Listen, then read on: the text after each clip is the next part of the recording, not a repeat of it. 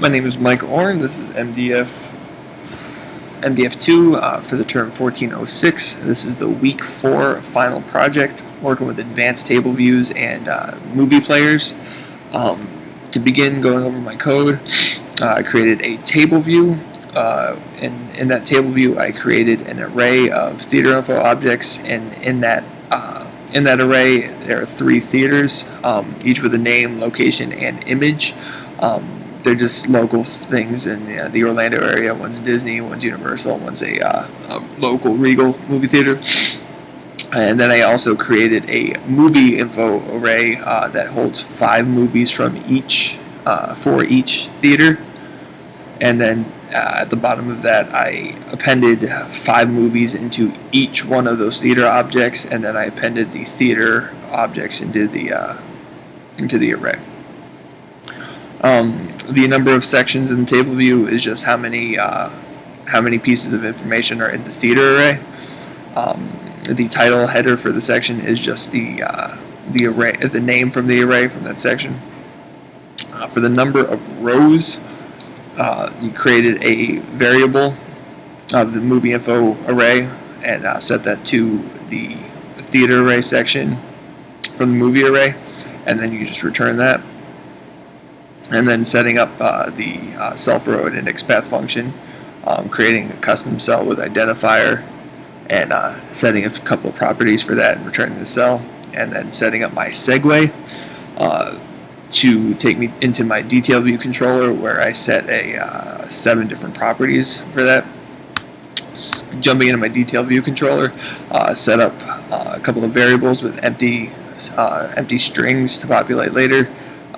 7 different outlets for labels, images, all that good stuff. And then in the view will appear, I set the text property and the image properties to the strings I created. In my, I guess we'll go into trailer view, custom cell. I just created a cell label, cell image in my trailer view. I created a view with a movie player inside of it, and created 3 actions for the buttons, and just set a title property. My theater info class just has the name, location, image, and I set the movie array inside of that. And my movie info class is just the name, showtime, pictures, trailer, everything that was required from us. Show you around the storyboard before I launched it. It was embedded inside a navigation controller. You have a label, UI image, and then just the movie name, showtime label, an image, play trailer button, and the address of the theater. And that will go into the trailer view controller. Now running the project. The iPhone simulator pops up. We have a table view. Ever loads.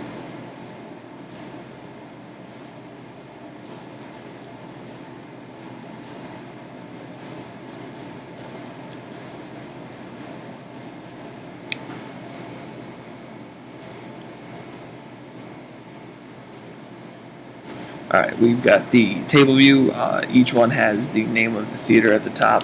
First section is the Disney Cinema, second one is the Universal one, and the third one is the just local Waterford. Each one has 5 movies in it with the label and the image. Clicking on any of the items will bring you to the details for that movie. We've got the title, the name of the theater up in the nav bar, the view times, the address at the bottom, and clicking on the play trailer will take you into the movie screen. Hitting the play button triggers the movie to start. I left the basic controls in here already just to enable the full screen. And done button. I just proof of concept. Hitting play starts the movie, hitting pause pauses it, play again starts it, and stop button stops it. Going back out, if you pull up another movie, Twister, same thing happens, push play, starts the trailer, I'll be completely honest. A couple of these reuse the same trailer URL, just because a lot of these were hard to find, and some of these would not upload to a photo bucket account.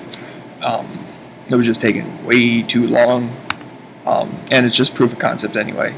Technically, we could have just put a local video in there, but proof of concept, I can't put in something else.